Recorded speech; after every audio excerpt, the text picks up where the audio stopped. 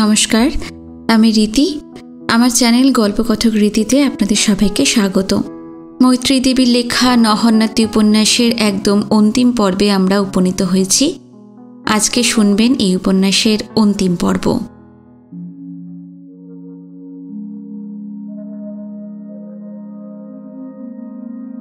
তবে এই কথাও ঠিক, অতীতকে আমি ডাক দিয়ে আনিনি।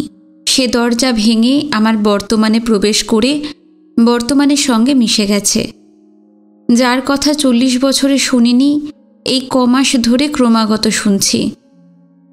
আমি শুনেছি ওর স্ত্রী আছেন, কিন্তু কোনো সন্তান নেই। ওরা দুটি প্রাণী এক বাড়িতে থাকে। ও দিনরাত্রে নিজের লাইব্রেরিতে বইয়ে মুখ গুঁজে পড়ে থাকে। তার জীবনে বই পড়া ও লেখা ছাড়া আর কিছু নেই। কথাটা আমায় ভয় দেখাচ্ছে। তাহলে যে মানুষকে আমি দেখতে যাচ্ছি সে একটা পুরো মানুষই নয়। যার বুকের উপর পায়ে নূপুর, চোখে কাজল, হাতে নাড়ু, বালগোপাল নৃত্য করেনি, সে কি করে সম্পূর্ণতা পাবে? শুনছি তার স্ত্রী খুব পাহারাদার। কেউ কেউ বলছে আমার কোনো চিঠি সে পায়নি, কিন্তু এ কথা আমার বিশ্বাস হয় না। আমার চিঠিতে এমন কিছু ছিল না যে সেজন্য সেটা দেওয়া হবে না। আমাকে সে ঈর্ষা করবেই বা কেন? আমি তো অতীতের একটা স্বপ্ন মাত্র।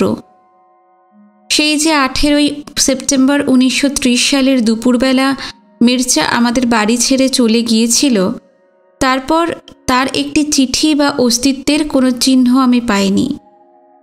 সেই দুঃখেই তো আমার বুকের একটা পাশ জ্বলে গিয়েছে, ধিকি ধিকি জ্বলছে। অবিশ্বাসের বিষাক্ত ধোঁয়ায় আমার ভালোবাসার শ্বাস রুদ্ধ হয়েছে। আর আজ এতদিন পরে শুনলাম সে কারুর কাছে বলেছে, আমি তাকে একটা ছবি পাঠিয়েছিলাম স্বর্গদ্বার থেকে। আমি তো তাকে লিখতে পারতাম না, তাই খোকার মাধ্যমে পাঠাতাম। ওই ছবিতে আমার মুখে দাড়ি দেখে সে খোকাকে বলেছিল পাশ থেকে ছেঁটে ফেলে যেন। আমি ভাবছি, তাই কি? এই রকম ছবি কি আমি দেখেছি? কখন দেখলাম? কোথায় দাঁড়িয়েছিলাম? আজকাল আমার কাছে 1930 সালের ঘটনাগুলো ছবির মতো ভেসে উঠছে। আমি দেখতে পাই বাবা যখন বলছেন এক মুখ দাড়ি রেখেছে, তখন বাবা কোথায় দাঁড়িয়েছিলেন, আমি কোথায় ছিলাম? কিন্তু খোকা যখন আমায় এই ছবি দেখালো, তখন আমি বা কোথায় ছিলাম, সেই বা কোথায়? এই দৃশ্য তো আমার মনে পড়ছে না। তাছাড়া আমি ওরকম ছবি দেখলে শুধু বলবো দাড়িটা পাশ থেকে ছেঁটে ফেলে যেন, আর কিছু না। তাই কি হতে পারে? পারে না, পারে না। আমি নিশ্চয়ই কেঁদে কেঁদে বলবো, ও খোকা, আমাকে একটু দেখা করিয়ে দাও না ভাই। এসব তো কিছু মনে পড়ছে না। আমি ভাবছি ভাবতে ভাবতে মনে হচ্ছে ছবিটাই শুধু পাঠালো আমাকে। তাহলে চিঠিও কি পাঠিয়েছে? নিশ্চয়ই চিঠি লিখেছে, কারণ আমাকে ছবিটা দেখাতে লিখেছে। তাহলে সে চিঠি তো আমি দেখিনি।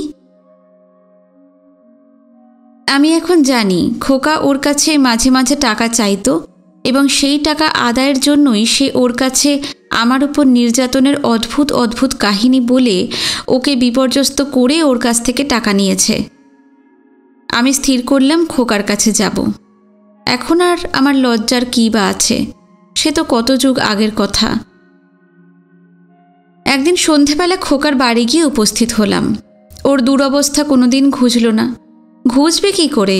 12টি সন্তান, সবাই বড় হয়েছে অবশ্য, তবু ওদের 3 পুরুষের অক্ষয় দারিদ্র। বাড়ির সামনে পৌঁছে দেখি বাড়িটা অন্ধকার। কলকাতার একটা বিশিষ্ট পাড়াতেই ওরা থাকে, অনেক দিন আছে। চারিদিক আলো ঝলমল, শুধু এই বাড়িটাই অন্ধকার। কিছুক্ষণ ডাকাডাকির পর খোকা বেরিয়ে এলো। বহু বছর পর ওকে দেখলাম। একেবারে বৃদ্ধ হয়ে গেছে। ওর কুৎসিত চেহারা আরও কুৎসিত হয়েছে। বিরাট থ্যাবড়া নাক ও মুখের পাশে লোলচর্ম ঝুলে পড়েছে। ও বললে, কে কে? আমাকে চিনতে পারছো না? ও রু, অনেক দিন পরে তোমায় দেখলাম, কি ব্যাপার? আলো নেই কেন? সে তো বোঝা শক্ত নয়। বিল দিতে পারিনি বলে কেটে দিয়েছে। ভিতরে আসবে, একটা মোমবাতি নিয়ে আসি। মোমবাতি এনে খোকা আমায় দেখছে। তুমি এখনো খুবই সুন্দর আছো রু। তোমার বয়সে আর এরকম কজন আছে? আজকালকার মেয়েদের যা ছিরি। তাই নাকি? খুব আনন্দ পেলাম শুনে। খোকা, তোমার কাছে মির্জার যে চিঠিগুলো ছিল দাও তো। মির্জার চিঠি? এতকাল পরে তাকে মনে পড়ল? আমার জীবনে লিখব, তাতে ওর কথা তো লিখতেই হয় একটু, নয় কি? যদি তোমার সাহস থাকে তাহলে নিশ্চয়ই লিখবে। আর জীবনীটা যদি শুধু সাধুতার বড়াই করবার জন্য লেখো তাহলে লিখবে না। আমি ভেবেছি মির্জার কথা খুব ভালো করেই লিখব। শুনে খুশি হলাম। সত্যিই আনন্দ হচ্ছে। সবাই বলে তোমার খুব সাহস আছে। আমাদের ছেলেবেলাটা কি সুন্দর ছিল রু, কি মধুর সেই দিনগুলো। আর কি চমৎকার ছেলেই ছিল মির্জা। অমন করে একটা ঘন্টার মধ্যে ওকে তাড়িয়ে দেওয়া। মামার কোনো বিচার ছিল না। একটা খ্যাপাটে ছোট্ট মেয়ের কথা শুনে এমন কি কেউ করে? খোকা বকেই চলেছে আর স্মৃতি রোমন্থন করছে। খোকা, চিঠিগুলো দাও তো। আমার তো কিছুই মনে পড়ছে না। চিঠিগুলো পড়লে হয়তো অনেক কথা মনে পড়বে। কটা চিঠি বলো তো? আমি মনে মনে আন্দাজ করছি 10 মাসে কটা চিঠি লিখতে পারে। মাসে 2টো লিখেছে হয়তো। তা অনেক চিঠি, কিন্তু সেই সব তো আমি ছিঁড়ে ফেলেছি। ছিঁড়ে ফেললে কেন? সাবধান হবার জন্য। কে কখন দেখে ফেলে। খোকা, ওর দাড়িওয়ালা ছবিটা কই? সেটা তো ছেঁড়বার দরকার ছিল না। সেটা তো আমি তোমায় দিয়েছি। কখনো নয়, সে ছবি আমি দেখিনি। দেখলে ভুলতাম না। রে, একটা মানুষকে সম্পূর্ণ ভুলে গিয়ে দিব্যি সংসার ধর্ম করলে এখন আবার বলা হচ্ছে ভুলতাম না। খোকা দাও, ছবিটা দাও। চিঠি কিছু না কিছু তো আছে, দাও। আচ্ছা, 40 বছর আগেকার চিঠি আমি কি পকেটে করে নিয়ে ঘুরছি? খুঁজি, তুমি 7 দিন পরে এসো। 7 দিন পরে গেলাম। রাগে আমার অন্তরটা জ্বলে যাচ্ছে। এত চিঠি লিখেছিল আর আমি কিছুই জানি না। সে চিঠি তো আমাকেই লেখা নিশ্চয়ই। এই মূর্খ লোকটাকে এত চিঠি লিখবে কি কারণে? বেশ কয়েকদিন ঘুরিয়ে তারপর খবর পাঠালো সে চিঠি পেয়েছে। সন্ধেবেলা আবার গেলাম। খোকা উপর থেকে নেমে এলো, স্থূল লোমশ শরীর, খালি গা, লুঙ্গি পরা। লুঙ্গির পাশে চিঠি কটা গোঁজা। ওর ওই উলঙ্গ ঘর্মসিক্ত শরীরের সঙ্গে চিঠিগুলো লেগে আছে দেখে আমার গা শিরশির করতে লাগলো। হাত বাড়িয়ে দিলাম, দাও। অনেক খুঁজেই 3টে চিঠি পেয়েছি, আরও খুঁজব। চিঠিগুলো নিয়ে মোমবাতির আলোয় পড়তে শুরু করেছি। খোকা বলছে, বাড়ি গিয়ে পড়ো রু, একটু গল্প করা যাক, ছোটবেলার গল্প। জানো তো, আমি তোমাদের দুজনের ছায়া কাঁচের কপাটে দেখেছিলাম। তারপর মির্জাকে বললাম, এসো এই চেয়ারটায় বসো। তারপর আমি গিয়ে দাঁড়ালাম। দেখেছ, ওইখানে তোমাদের ছায়া দেখেছি আমি। ও তো চমকে উঠল। খোকা বকেই চলেছে। আমি চিঠি পড়তে শুরু করেছি। অপূর্ব চিঠি। একটি ইউরোপীয় মন প্রাচীন ভারতের জাদুদণ্ডের ছোঁয়ায় বিকশিত হচ্ছে আর প্রেমের দহনে দাহ্যমান। সেই সুন্দর মনের ছবি দেখতে পাচ্ছি। চিঠিগুলি জীর্ণ হয়ে এসেছে। বোঝা গেল এ চিঠির আগেও সে চিঠি লিখেছে। প্রিয় খোকা, স্বর্গাশ্রম, ঋষিকেশ, 10ই নভেম্বর 1930। ব্রহ্মপুরী অরণ্যে অনেক দিন নির্জনে কাটিয়ে কাল রাত্রে আশ্রমে ফিরে তোমার চিঠি পেলাম। তোমার ও আমার মধ্যে ভুল বোঝাবুঝি হতেই পারে না। কিছু কিছু ঘটনা তুমি জানতে না, তাই আমি খুলে লিখেছি। লোকে আমায় শ্রীচৈতন্য বলে বলুক, এই সস্তা রসিকতা আমার স্পর্শ করে না। আমি সুখী হয়েছি যে আমার বন্ধু দুজন তা বিশ্বাস করে না। আমার বৈরাগ্যের কথা যখন ভাববে তখন ইউরোপীয়দের মতো ভেবো না, ভারতীয় হও। তুমি আমার চেয়ে ভালো বুঝবে কেন যিশুকে মরুভূমিতে 20 বৎসর সাধনা করতে হয়েছিল তার বাণী পৃথিবীতে প্রচার করবার আগে। ভেবে দেখো, যিশু মাত্র 18 মাস প্রচার করেছিলেন এবং এই পৃথিবীকে বদলে দিয়েছিলেন। আর আমি আমাদের সময়ের অনেক বুদ্ধিযুক্ত মস্তিষ্ক ও মনের কথা জানি, যারা সারা জীবন প্রচার করলেও তাদের নিজের মনেরও পরিবর্তন করতে পারে না। আমি তাড়াতাড়ি সংসারে ফিরতে চাই না। রামকৃষ্ণের দরজার কাছে সারা বিশ্ব এসে গেল যখন তিনি সিদ্ধ হলেন, আর স্বামী বিবেকানন্দ সারা পৃথিবী ঘুরলেন, তবু কাউকেই দীক্ষিত করতে পারলেন না। অনেক বাকবিস্তারের লাভ নেই। সাধনা অর্থ দেশে বিদেশে বক্তৃতা দিয়ে ঘোরা আর বই লেখা নয়, অথবা একালের অসংখ্য গাধার কানে মন্ত্র দেওয়াও নয়। অন্তত আমার কাছে সাধনার অর্থ অন্য কিছু ও অনেক বেশি কিছু। আমার বাবা, মা ও বোন আশা করে আছেন আমি বাড়ি ফিরব, তাই আমি অনেক দিন তাদের কাছ থেকে কোনো চিঠি পাইনি। কারণ আমার অল্প দিনের জন্য দেশে যাওয়া সবই ঠিক হয়েছিল। আমার বই যে আলো নিভে গেছে 18 সেপ্টেম্বর আমার বন্ধুর কাছে পৌঁছেছে। অদ্ভুত ব্যাপার না? এই চিঠি অমৃতাকে দেখিও। ইতি, মির্জা। চিঠিটা পড়ছি আর বুঝতে পারছি বাবার উপর রাগে ওর মন জ্বলে যাচ্ছে। তার লেকচার দেওয়া দেশে বিদেশে বিদ্যা অর্জন ও বিদ্যাদান কিছুই ওর ভালো লাগছে না, কিন্তু মনে মনে তাকে অনেক বড় ভেবেছিল বলেই ওই সব মহাপুরুষদের সঙ্গে তুলনা করেছে। বাবার এটাই দুর্ভাগ্য যে তার প্রিয়জনদের কাছে তিনি দেবতা হতে চেয়েছিলেন। যদি তা না হয়ে একজন দোষগুণমুক্ত মানুষ হতেন, তারও দুর্ভোগ হতো না, আমাদেরও না। প্রিয় খোকা, স্বর্গাশ্রম, 25 নভেম্বর 1930। আমি তোমার চিঠির অপেক্ষায় ছিলাম ও তাড়াতাড়ি পড়ছি। আমি বাড়িতে ওই বিষয়ে কেন লিখছি না? আমার বোনকে লিখেছি খানিকটা। ওরা কেউই আমার বিষয়ে, আমার চিন্তাধারা সম্বন্ধে এত বেশি জানে না যে আমার চিঠি পেয়ে সবটা বুঝতে পারবে।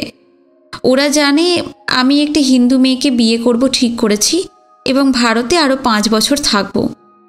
ওরা আমায় দোষ দেবে, কারণ ওরা এইটুকুই জানে। কিন্তু আমার অন্তরের কথা আমি কাউকে বলি না, কখনোই বলি না। যা হোক, ওদের বলবো, তবে এখনই নয়। আমি প্রত্যুষের অপেক্ষায় আছি। তোমার কি মনে হয় প্রভাত হতে অনেক দেরি হবে? দেখছো তো আমার সাহিত্যিক খ্যাতি কি কাজে লাগলো। কাজেই আমি এখন সাহিত্য বা যশ ইত্যাদি গ্রাহ্যই করি না। আমি রাত্রি দিন উপনিষদ পড়ছি আর বেদের অংশবিশেষ। আমি গুরুকুলে গিয়েছিলাম। আর্য সমাজের দ্বারা চালিত এই কলেজটি বিখ্যাত। এখানে বিভিন্ন ধর্মের তুলনামূলক বিষয়ে বক্তৃতা করতে নিমন্ত্রিত হয়েছি। আমি রাজি হয়েছি কারণ গুরুকুলে সংস্কৃতে কথা বলার সুযোগ পাব। এখানে ছাত্ররা পুরাতন ভারতের মহাভাবে উদ্বুদ্ধ। গাছের নিচে পবিত্রভাবে খোলা বাতাসে এরা বাস করে। এখন কেবল এই জীবনটাই আমি সহ্য করতে পারছি। তুমি জিজ্ঞাসা করেছ অল্প দিনের জন্য দেশে যাচ্ছি না কেন? কারণ তাহলে ওরা আর আমায় আসতে দেবে না। ওরা আমার চোখের দিকে তাকিয়ে বুঝবে ভারত আমায় কি শিখিয়েছে। ওরা ভয় পেয়ে যাবে আর আমায় ইউরোপে আটকে রাখবে। ইউরোপ এখন আমার স্বপ্নের মহাদেশ। ওখানে আমি মুক্ত ছিলাম, আমার বয়স কম ছিল। ওখানে থাকতে জীবন সম্বন্ধে উদাসীন ছিলাম এবং শান্তিতে সুখে ছিলাম। এখন এসব আমার কাছে স্বপ্ন। সিসিলির তীর আর রোমের ধ্বংসাবশেষ, ফ্লোরেন্সের ঘন নীল আকাশ আর সুইজারল্যান্ডের নির্জনতা, হয়তো এসব আমি আর কখনোই দেখব না। আমাকে এখানে থেকে যুদ্ধ করতে হবে। এই ভারতে থেকে ভারতের সঙ্গে যুদ্ধ করব আমি। ভারতই আমায় বন্ধন দিয়েছে, ভারতই মুক্তির পথ দেখাবে। আমি কাউকে ঠকাচ্ছি না, আমাকেও না, আমার দেশকেও না। কাজেই দেশে ফিরে গিয়ে আমার আধ্যাত্মিকতা সম্বন্ধে বাজে কথা বলে কিংবা আমার যোগ বিষয়ে বিদ্যা সম্বন্ধে বড়াই করে লাভ কি, যখন সত্য হচ্ছে যন্ত্রণা, শুধু যন্ত্রণা। আমি চাই তুমি আরেকটু সহানুভূতির সঙ্গে বোঝো। তুমি এখনও জানো না আমার কি ভয়ানক সর্বনাশ হয়ে গিয়েছে, তার গভীরতা কত দূর। আমি এখানেই থাকব। আমি পাগলের মতো সংস্কৃত ভারতীয় দর্শন পড়ছি। একটা বাতি পেয়েছি, অনেক রাত অবধি পড়ি। এখানটা খুব ঠান্ডা, খুব নির্জন, কয়েকজন পণ্ডিত আছে। অমৃতাকে আমার ওই ছবিটা দয়া করে দেখিও। সে জানে আমার কত কষ্ট যে তাকে আমার একটা ছবি পাঠাবারও অধিকার নেই। ভালোবাসা যেন, ইতি মির্জা। প্রিয় খোকা, স্বর্গাশ্রম, 5ই ডিসেম্বর 1930। তোমার চিঠি পড়লাম। তোমাকে ক্ষমা করবার কথাই ওঠে না। তুমি ঠিকই করেছ, তোমার বন্ধুকে তোমার বিপদের কথা লিখেছ। আমারই ত্রুটি যে তোমাকে সাহায্য করতে পারছি না। আমি পাগলের মতো কাজ করছি, উপনিষদের তত্ত্ব নিয়ে আমার প্রবন্ধ শেষ করছি। উপনিষদের কথা এইটুকু বলতে পারি যে এই বই আমার এই জীবনের সান্ত্বনা, আমার মরণেও সান্ত্বনা স্থল হবে। আমি যখন ক্লান্ত হয়ে পড়ি তখনই সাহিত্য লিখি, অবসর বিনোদনের জন্য নয় বা নাম খ্যাতির জন্যও নয়, আমার সম্পাদকের প্রতি কর্তব্যের খাতিরে। লেখাই আমার বৈকালিক বিশ্রাম, তাই আমি অনেক কাজ করছি। এখন তোমায় একটা কথা জিজ্ঞাসা করছি, তুমি কি অমৃতাকে আমার ছবিটা দেখিয়েছ? সে এখন কি করছে? তুমি প্রতি চিঠিতেই লিখছ এর সংকট এখনো কাটেনি, কিন্তু এই কথায় তো কিছু বোঝা যায় না। এ তো একটা কথা মাত্র। তুমি আশা করি বুঝছো ওর খবরের জন্য আমি কতটা উদ্বিগ্ন হয়ে আছি। আমি জানি, আমার নিশ্চিত বিশ্বাস যে ঠিক যা করা উচিত সে তাই করছে এবং ভবিষ্যতেও করবে, কিন্তু আমি ওর কথা আরও জানতে চাই। তুমি কেন ওকে আমার চিঠিগুলো দেখাচ্ছ না? যখন সে একলা থাকে তখন তাকে আমার চিঠিগুলো দেখাও। তার মনের কথা আমায় যে করেই হোক জানাও। তার মনের ঠিক কী অবস্থা আমি জানতে চাই। এ কথা লিখে লাভ নেই যে সে অতীতের কথা ভুলবে না, কারণ অতীত কথাটাও একটা কথা মাত্র। আমার কথা বুঝতে পারছো তো? আমার যে উন্মত্ত অভিজ্ঞতা হলো, তুমি তাকে প্রেম বলতে পারো, যা গত 3 মাস ধরে আমাকে অসীম যন্ত্রণাবিদ্ধ করেছে, এখন তার শুভ দিকটা দেখাতে শুরু করেছে। ওই মেয়েটি আমার জীবনটাকে বদলে দিয়েছে, বদলে একে সহস্র গুণে ভালো করেছে। আমার এই জাগরণ সূর্যোদয়ের মতোই মহিমাময়।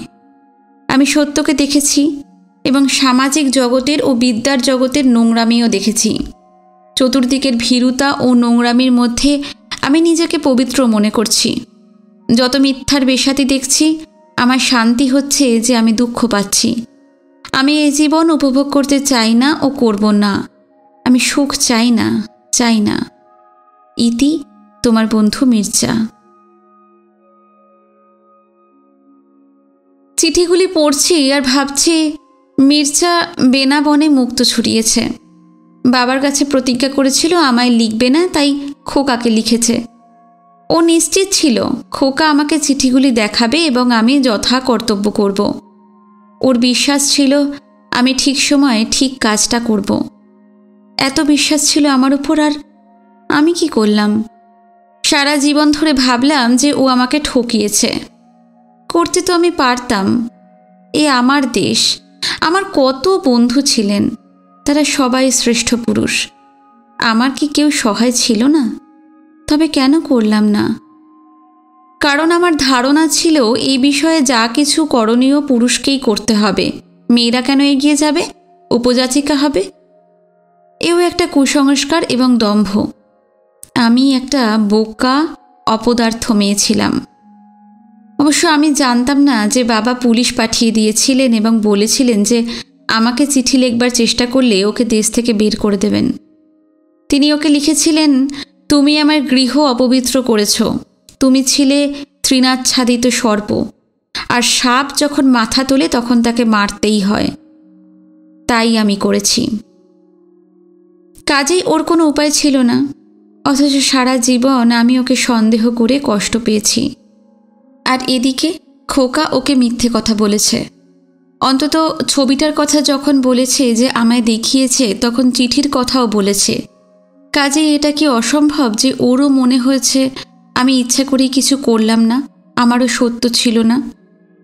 আমার বাড়ির 2 মাইলের মধ্যে এই চিঠিগুলো ছিল, আর আমি 43 বছর পর পেলাম। এই হচ্ছে কর্মফল, ভবিতব্য। খোকা বড় বড় করে কথা বলে যাচ্ছে। পরে পড়ো, এখন একটু গল্প করা যাক। আমি বললাম, উল্লুক। রাগে কাঁপছি আমি। ও চমকে উঠেছে। আমার মতো পরিশীলিত মহিলার মুখে এমন একটি ইতর দুর্বাক্য উচ্চারিত হতে পারে ও তা ভাবতেও পারেনি। কি বলছো কি রু, কি বলছো? কিছু না, একটা জন্তুর নাম। কাকে বলছো? ওই জন্তুকে।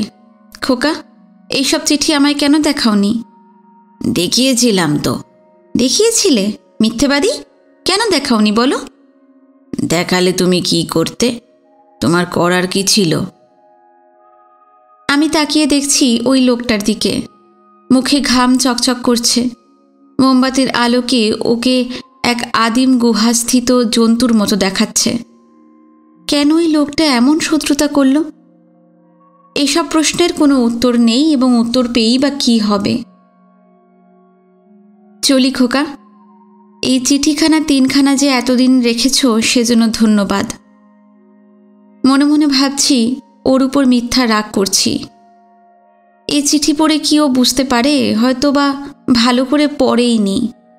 ব্যাগটা খুলে চিঠিগুলো ভরছি। খোকা বললে, জানো তো কি দিনকাল পড়েছে? কতদিন রোজগার নেই।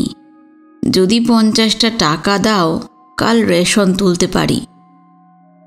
আমি টাকা কটা ফেলে দিয়ে চলে এলাম। আমার গা ঘিন ঘিন করছে। খোকা পেছন থেকে ডেকে বলছে, ও কোথায় আছে জানো? নিশ্চয়ই। কোথায় বলো তো? ঠিক যেখানে ছিল সেইখানে। হ্যাঁ, এ আবার একটা ঠিকানা হলো? আর কোনো ঠিকানা আমি জানি না ভাই। আমি অবাক হয়ে ভাবছি 1930 সাল যেন মন্ত্রণা করছিল আমাদের মিলন হতে দেবে না, আর 1973 মন্ত্রণা করেছে আমাদের দেখা হবে। আমার আত্মবিশ্বাস বাড়ছে, আমি হয়তো গিয়ে পৌঁছতে পারবো। আমি অবাক হয়ে গেছি 1930 সালে যে এরকম চিঠি লিখেছে, এত সত্যে স্থির। 1933 সালে সে ওরকম বই লিখল কি করে? আমার ভয় হচ্ছে ওর এই যে সুন্দর নরম মনটা এই চিঠির ছত্রে ছত্রে প্রকাশ পাচ্ছে, সেই মনটা বেঁচে আছে নাকি পাণ্ডিত্যের চাপে শুকিয়ে গেছে? ওর পাণ্ডিত্যের খ্যাতি শুনছি আর ভয় পাচ্ছি আমি। আমি জানি বিদ্যার গুরুভারে মানুষ পিষ্ট হয়ে যায়। আমার বাবাও বলতেন, বিদ্যা আমাদের অনেকেরই পিঠের বোঝা, ভারবাহী জন্তুর মতো আমরা চলেছি। একমাত্র রবীন্দ্রনাথেরই দেখেছি বিদ্যা তার রক্তে চলে গিয়ে দুদিকে পাখা গজিয়ে দিয়েছে। ওই বিদ্যাই তাকে লঘু ভার করে আকাশে ওড়াচ্ছে। যাবার সময় যত এগিয়ে আসছে আমি বুঝতে পারছি না হঠাৎ কোথা থেকে এই আবর্ত এসে এই জীবন নদীর মোড় ঘুরিয়ে দিচ্ছে। কী এর উদ্দেশ্য, কী বা পরিণাম? আমার স্বামী আমাকে আশ্বাস দিচ্ছেন, তুমি নিশ্চিত যেন তোমার জীবনে এতে কোনো সুফল ফলবে। এর কোনো উদ্দেশ্য আছে, আমাদের দুজনেরই লাভ হবে। তোমার আবার কি লাভ হবে? লাভ হবে না? লাভ তো হচ্ছে। আমি শুধু নয়, আমরা সকলে তাকে আরও চিনছি। আমরা তাকে কত ভক্তি করছি, উনিও নিজেকে চিনছেন। কতটা ভালোবাসা, কতটা ধৈর্য, কতটা নিরভিমান হতে পারেন তার পরীক্ষা দিচ্ছেন, এবং অবলীলাক্রমে সেই পরীক্ষায় উত্তীর্ণ হয়ে যাচ্ছেন। আমি মাঝে মাঝে ভাবি, আমাদের একটা সাধারণ সংসারের মধ্যে বসে আমার স্বামী যা হয়েছেন, ঋষিকেশের ওই গুহায় বসে সেই জজ সাহেব মৌনী সাধু তা হতে পারলেন কিনা। আমি স্বপ্নাচ্ছন্নের মতো কাজগুলো করে যাচ্ছি। যে সমস্ত নিমন্ত্রণ পেয়েছি তার জন্য লেখা লিখছি, বৈষয়িক কাজগুলো সবই করে যাচ্ছি, কিন্তু এই সমস্ত স্পৃহাশূন্য আমার মন ভাবাবিষ্ট। এই কথাটা লিখবার জন্যই এই কলম ধরেছি। বাল্যকালে কি হয়েছিল তা লিখবার জন্য নয়, কারণ বাল্য প্রণয় ও মধ্যপথে তার অকস্মাৎ অপঘাত মৃত্যু কোনো বিশেষ ঘটনা নয়। এইরকম সর্বদাই হয়েছে, হচ্ছে, হবে। বহু লোক লিখে গিয়েছে অনেক জোরালো কলমে। আমি লিখছি 42 বছর পরে যা ঘটল সেই বিশেষ ঘটনাটার জন্য। কারণ এ এক বিস্ময়কর ঘটনা, হয়তোবা অভূতপূর্ব। মুশকিলও হয়েছে অভূতপূর্ব বলেই। এই ভাব প্রকাশের ভাষা আমার জানা নেই। যা বলতে চাইছি তা বলা হচ্ছে না। বাক্যগুলো যেন নিষ্প্রাণ ছায়া মাত্র, আমার অনুভূতিকে ধারণ করবার অযোগ্য। মির্জার বিষয়ে নতুন করে মনে পড়বার প্রায় বছরখানেক আগে থেকেই, অর্থাৎ সের্গেই আসার আগে থেকেই আমি আমার ভিতরে একটা অদ্ভুত ব্যাকুলতা অনুভব করেছিলাম। সে কথা আগেই বলেছি। সেই ব্যাকুলতার তীব্রতা আমি বোঝাতে পারছি না। মনের ভিতরে সেই গানটার সুর ভেসে আসত, আমি চঞ্চল হে আমি সুদূরের পিয়াসী। আমার এই ভাব কেবল সুরেই প্রকাশ্য। আবার চঞ্চলতা এতদূর হয়েছিল যে আমি একে ওকে তাকে বলতাম, আমি দেশের বাইরে যাব, কোথাও যাব, একটু ব্যবস্থা করা যায় না? আমাদের একজন সহকর্মী আছেন পাদ্রী, তার অনেক জানাশোনা। তাকে ধরে পড়তাম বারবার, আমায় একটু বাইরে কোথাও যাওয়ার ব্যবস্থা করে দিন না। কোথায় যেতে চান? যে কোনো জায়গায়, দেশের বাইরে। আমি মুখ ভার করতাম, এই ব্যক্তি করে দেবে না। আচ্ছা আচ্ছা, ব্যবস্থা করা যাবে। তা কোথায় যেতে চান তা তো বলবেন। জাপানে, আমেরিকা, ইংল্যান্ডে, যে কোনো জায়গায়। ভদ্রলোক আমায় লক্ষ্য করছেন। You are an amazing woman. এই ব্যাকুলতা যেন চন্দ্রোদয় চঞ্চল সমুদ্রের মতো, যেন কোনো অজ্ঞাত শক্তি বহুদূর থেকে আমাকে আহ্বান করছে, আমার বন্ধন খুলে দিচ্ছে। সে বলল, কেন, এই দেশটা কি দোষ করল? আমার কারাগার ভাঙবে মির্জা তার নিমিত্ত মাত্র। কিসের কারাগার? এই জগৎটাকে পঞ্চেন্দ্রিয় দিয়ে যেরকম চিনেছি, জেনেছি এবং যে জানাটাকে ধ্রুব বলে মেনেছি, সেই মূঢ় বিশ্বাসের কারাগার। আমি জানি অল্প কয়েকদিনই আমার এই ভাবটা থাকবে, চিরদিন থাকতে পারে না, কিন্তু অল্প সময়ের জন্য হলেও সেই কারাগারটা আমার পক্ষে ভাঙল। আমি মহাকালের এক আশ্চর্য রূপ দেখতে পেলাম। আমি অন্য কোনো অবস্থানে উন্নীত হয়ে দেখলাম, যাকে আমরা অতীত বলে ভাবছি, প্রকৃতপক্ষে তা অতীত নয়, তা কোথাও চলে যায়নি, তার আদিও নেই, মধ্যও নেই, অন্তও নেই। আমি আকুল হয়ে জিজ্ঞাসা করি, যদি কোনো ঈশ্বর থাকো তো বলো, লাভ কি হলো আমার? কিন্তু উত্তর তো আমিই জানি। লাভ লোকসানের কথার তো খতিয়ান এখানে হবার নয়। এমন অনেক ঘটনা ঘটে যার কোনো সার্থকতা নেই বাস্তব জীবনে, অথচ সেই অবান্তর অনর্থক ঘটনাগুলো দিয়েই মানুষের জগৎটা তৈরি, পশুর নয়। এই 8 মাস ধরে আমি অন্তত এইটুকু বুঝতে পারলাম, আমি পশু নই, আমি মানুষ। বিশ্বরূপ দেখবার অধিকার আমার আছে। মহাকাল আমাকে কোলে তুলে নৃত্য করছেন, তার জটার বাঁধন খুলে আমার চোখ মুখ সর্বশরীর আবৃত করছে।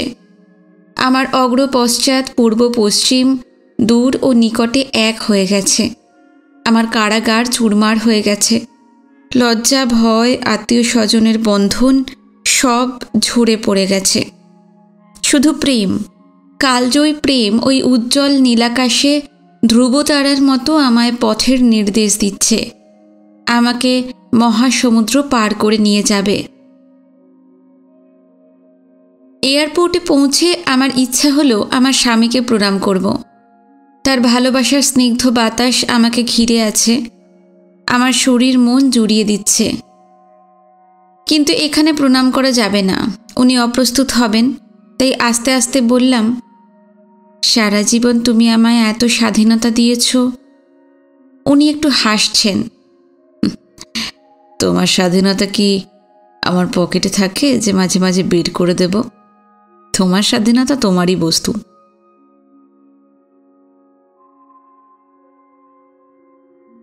মহানগরীর রাজপথে আমি সদ্য পরিচিত জনকে বললাম, আমরা যখন উডল্যান্ডের রাস্তায় যাব তখন তুমি আমায় বলো। ওর ঠিকানাটা আমি সংগ্রহ করেছি অনেক কষ্টে। দেশেই সংগ্রহ করেছি ওর ঠিকানা ও টেলিফোন নাম্বার। এত কষ্ট করে সংগ্রহ করবার দরকারই ছিল না, কিন্তু দেশে ওটা জোগাড় করাই একটা অনুষ্ঠান হয়ে দাঁড়িয়েছিল। ঠিক ঠিকানা চাই আমার। এতদিন তো গড় ঠিকানায় ঘুরলাম কতই।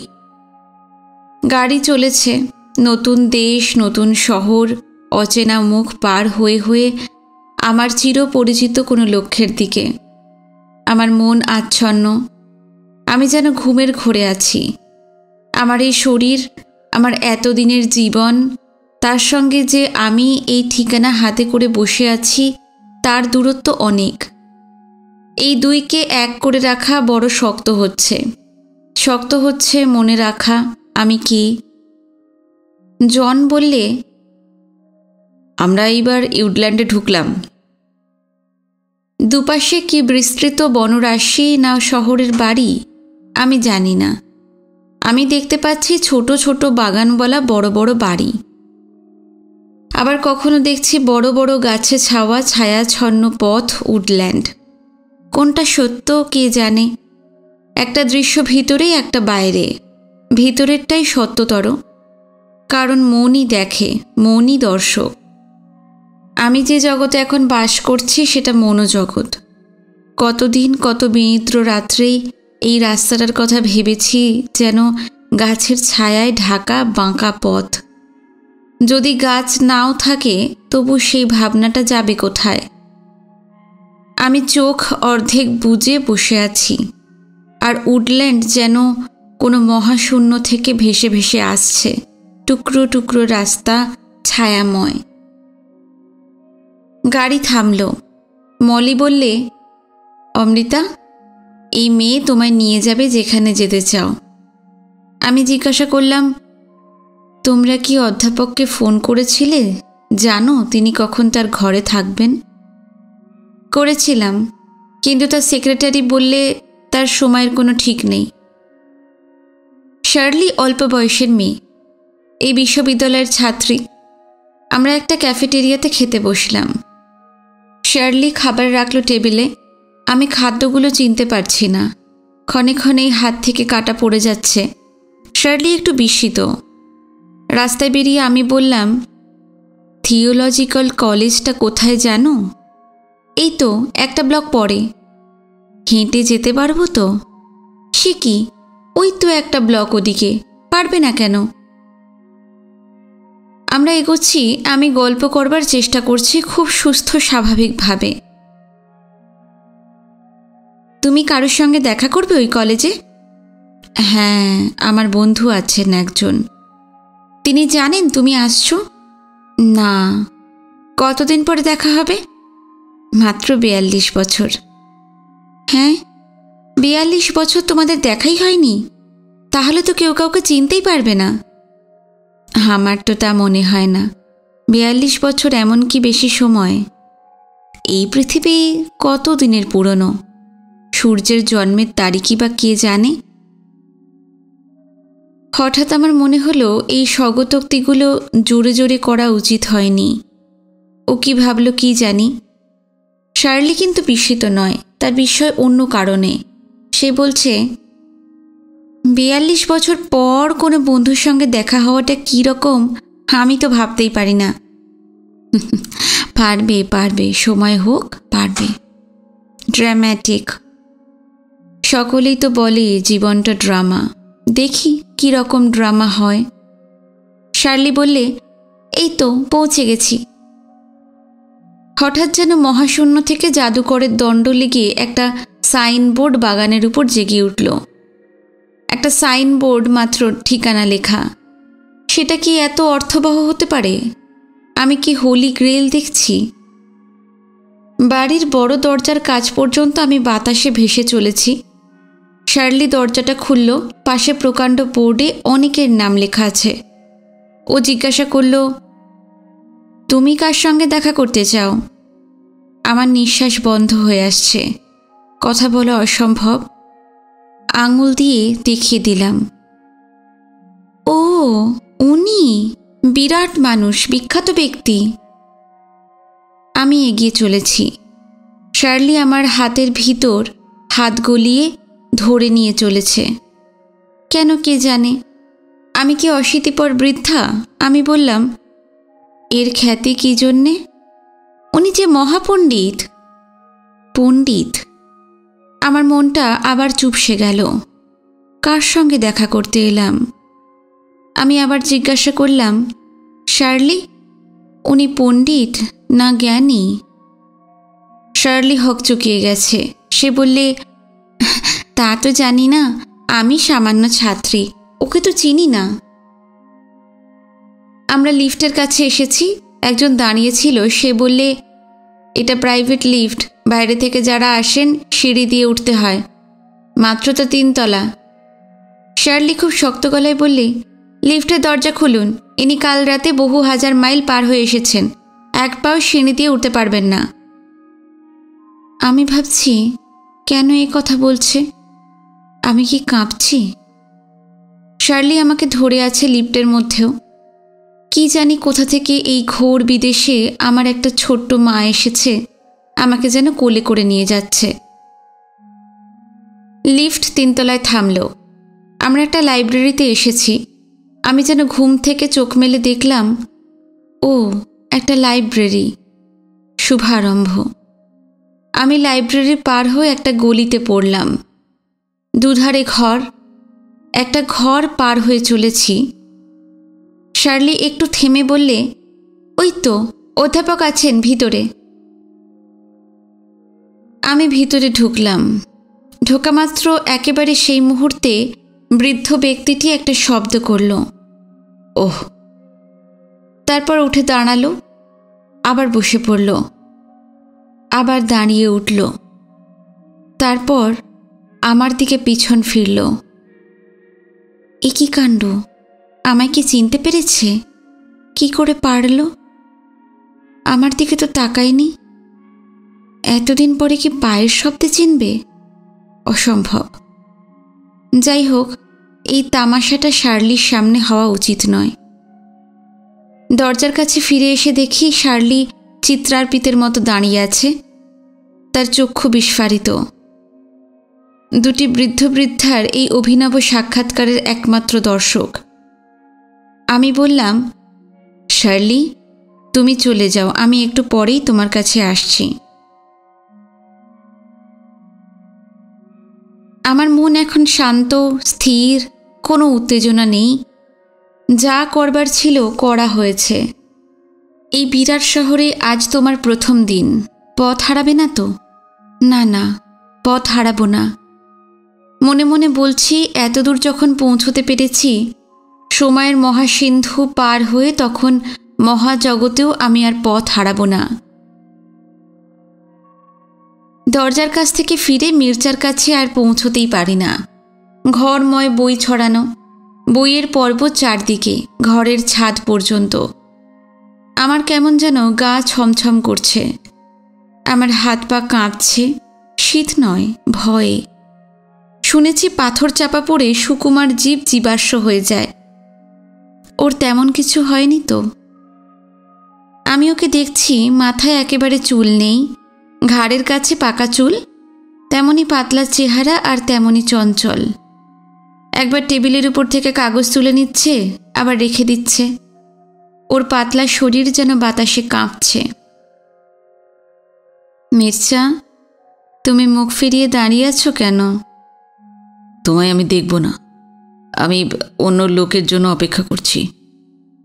কার জন্য অপেক্ষা করছো? কার জন্য? একজন ইনকাম ট্যাক্স অফিসারের জন্য। Income tax officer? হ্যাঁ হ্যাঁ হ্যাঁ। বোকামি করো না মির্জা।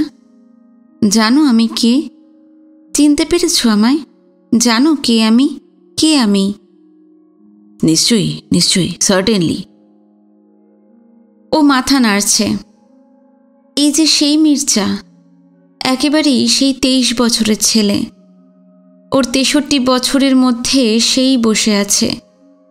আমাকেও বলতো, তুমি ভীষণ কথাটা খুব ব্যবহার করো, সব কিছুই তোমার ভীষণ। ও কথা আমায় আরও অনেকে বলেছে। আমি হয়তো আজও ওরকম বলি, ও যেরকম সার্টেনলি সার্টেনলি বলে মাথা নাড়ছে। কি মহারহস্য, কি অপার বিস্ময়! আমার সমস্ত সত্তা দিয়ে এই তো ওকে আমি চিনতে পারলাম। সে এই, অন্য কেহ নয়। আর আমি কে? আমিও সে। বলো বলো, আমি কে? বলো তবে। তুমি অমৃতা। যে মুহূর্তে তুমি এদেশের মাটিতে পা দিয়েছ সেই মুহূর্তেই আমি জেনেছি। কি করে জানলে? বলো না, বলো। এড বলেছে। এর জানতই না আমি কবে আসব? Well, I knew. আমি জানতে পেরেছি, ব্যাস। ফের প্রিয়তম মির্জা, আমি কত দূর থেকে এসেছি তোমাকে দেখব বলে। তুমি ফিরবে না, আমায় দেখবে না? শোনো অমৃতা। সে তার অস্থির হাতটা দিয়ে বইয়ের তাকটা ধরে আছে, যেন তা না হলে পড়ে যাবে। শোনো, সমস্ত ব্যাপারটাকে আমি অন্যভাবে দেখেছি। আমি তো বলছি না আমারটাই ঠিক, হয়তো তোমারটাই ঠিক, হয়তো কেন, নিশ্চয়ই তোমারটাই ঠিক। আমার চিঠির উত্তর দাওনি কেন? চিঠি পেয়েছিলে? হ্যাঁ, ছোট 2-4 লাইন। তাহলেই বা উত্তর দিলে না কেন? ভদ্রতাও তো আছে। ভদ্রতার কথা কে ভাবছিল?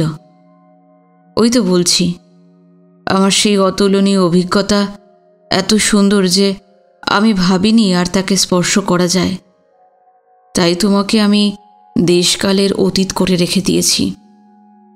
আসল কথা, তুমি ভেবেছিলে আমি আমার নতুন জীবনে তোমায় ভুলে গিয়েছি। না না না অমৃতা, একেবারে জন্য আমি এক মুহূর্তের জন্য ভাবিনি তুমি আমায় ভুলতে পারো। ও একটা বই তাক থেকে নামিয়ে ফেলল। শুধু আমি জানতাম না যে তুমি আমায় দেখতে চাও। কেন?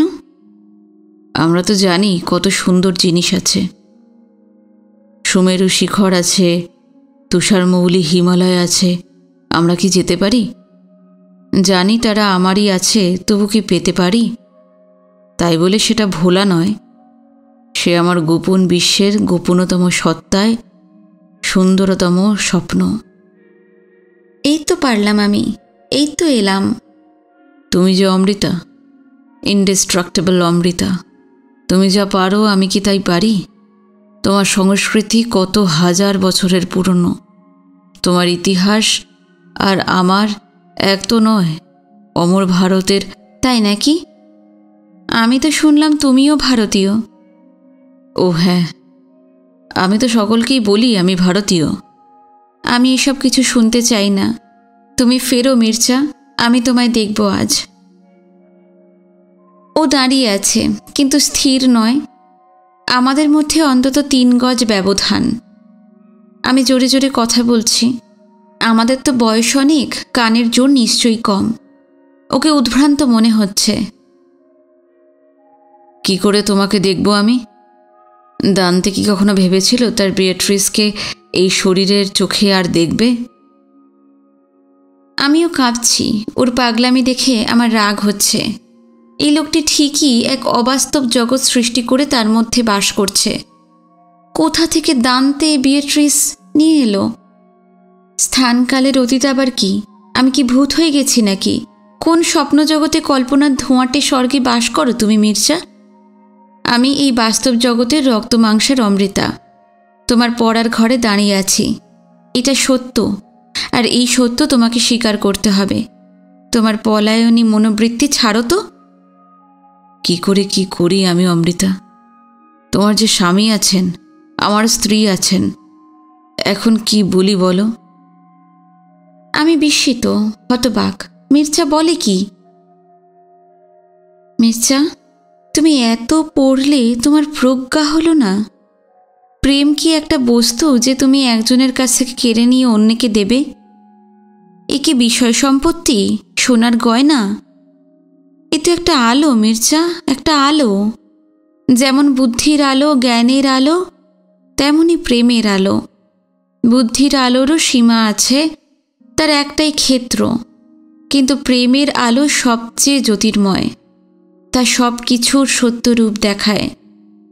এই আলো জ্বললে ত্রিভুবন প্রেমময় হবে, অপ্রিয় প্রিয় হবে। তুমি বিশ্বাস করো মির্জা, তোমাকে মনে পড়বার পর আমার স্বামী আমার কাছে প্রিয়তর হয়েছেন।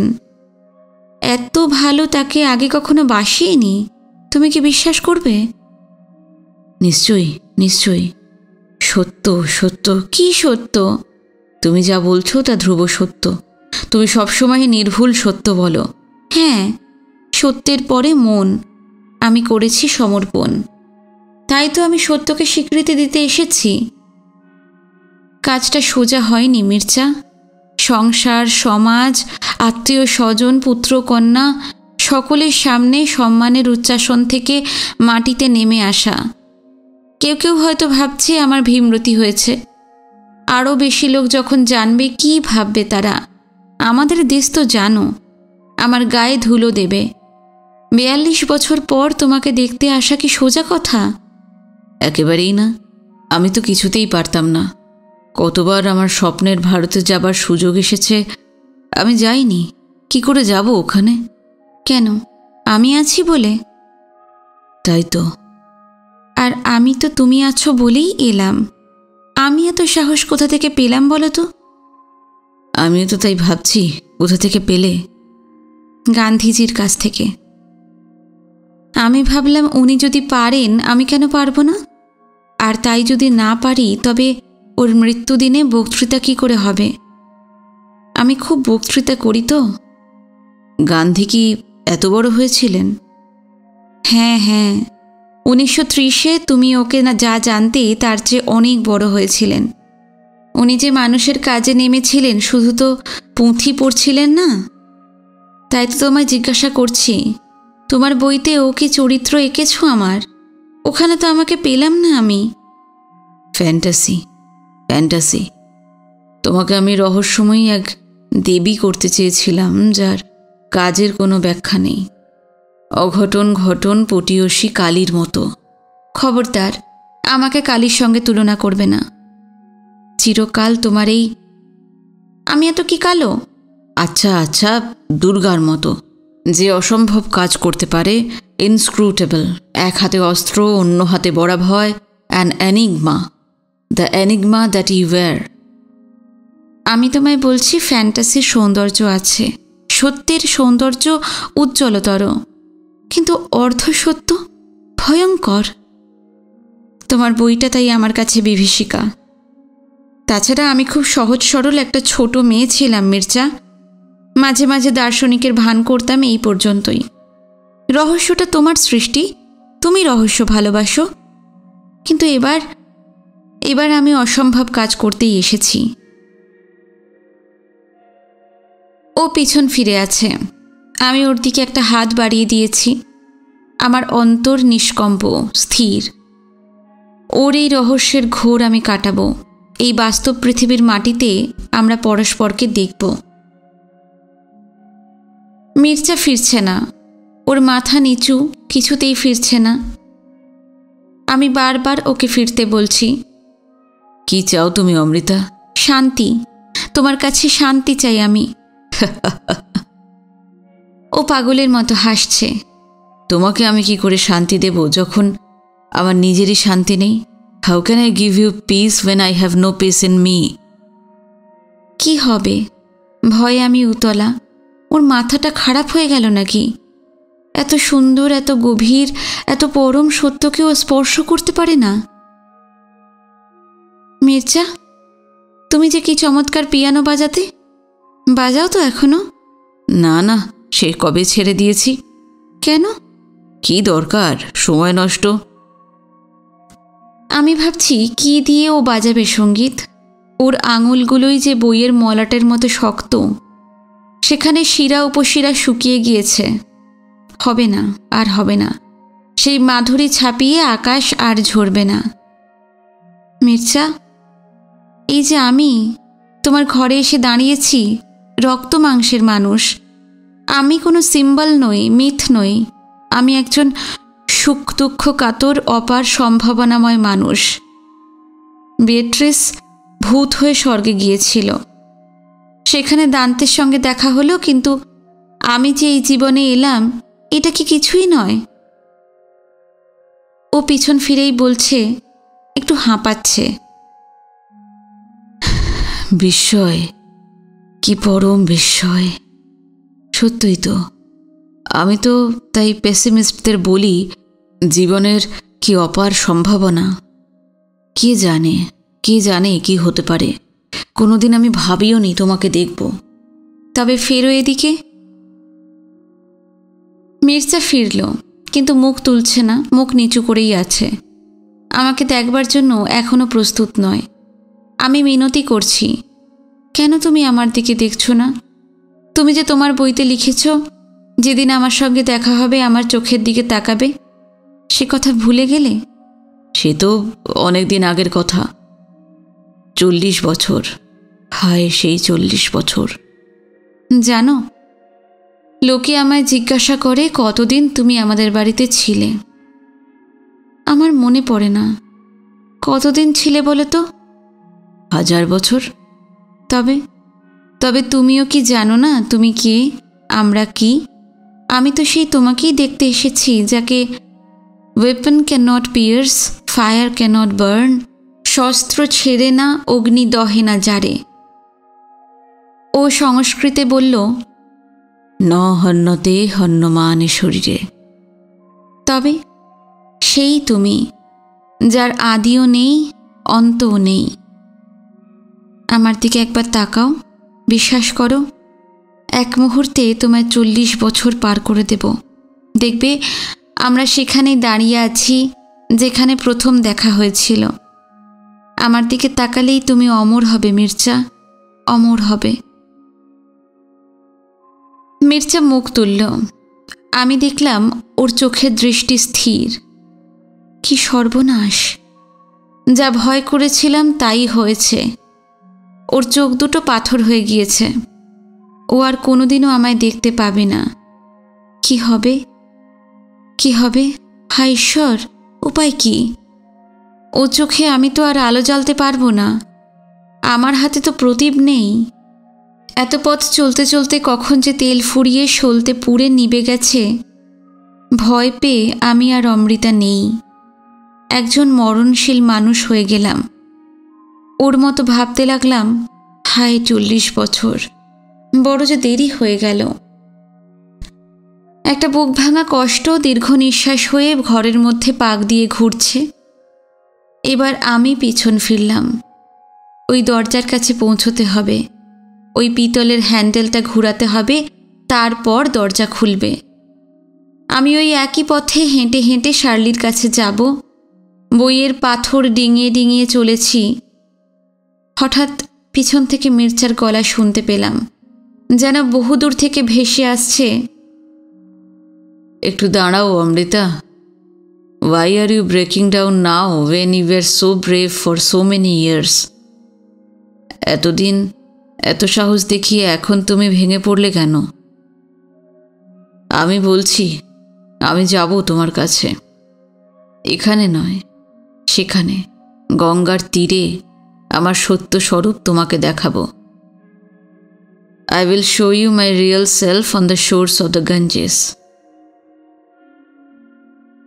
আমি নৈরাশ্যবাদী নই, তাই এতক্ষণ আমার ভাঙা বুকের মধ্যে আশার একটা টুনটুনি পাখি ডানা ভেঙে পড়ে ধুকধুক করছিল। মির্জার কথাটা কানে আসা মাত্রই একটা কাণ্ড হলো। সেই ছোট্ট পাখিটা হঠাৎ ফিনিক্স হয়ে গেল। ফিনিক্স পাখি কেউ দেখেছ? ঠিক অ্যালবাট্রাসের মতো দেখতে। সেই বিরাট খগেন্দ্র তার শুভ্র বিপুল পক্ষ দুটি বিধুনিত করে আমাকে নিয়ে ঊর্ধ্বগামী হলো। আর তখন ওর পড়ার ঘরের ছাদটা প্যান্ডোরার বাক্সর মতো খুলে গেল।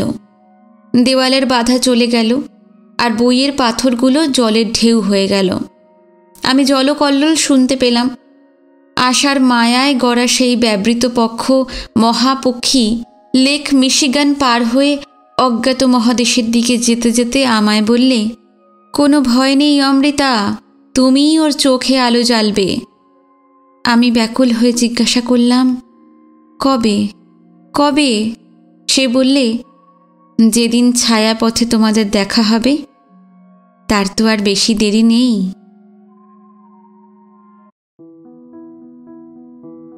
মৈত্রী দেবীর লেখা নহন্যতে উপন্যাস এখানেই শেষ হলো। আশা করছি আপনাদের উপন্যাসটি ভালো লেগেছে। যারা নতুন এসেছেন অবশ্যই চ্যানেলটি সাবস্ক্রাইব করবেন। ভালো লাগলে অবশ্যই কমেন্টে জানাবেন। আবার কোনো নতুন উপন্যাস গল্প নিয়ে ফিরে আসছি। নমস্কার, সবাই ভালো থাকবেন।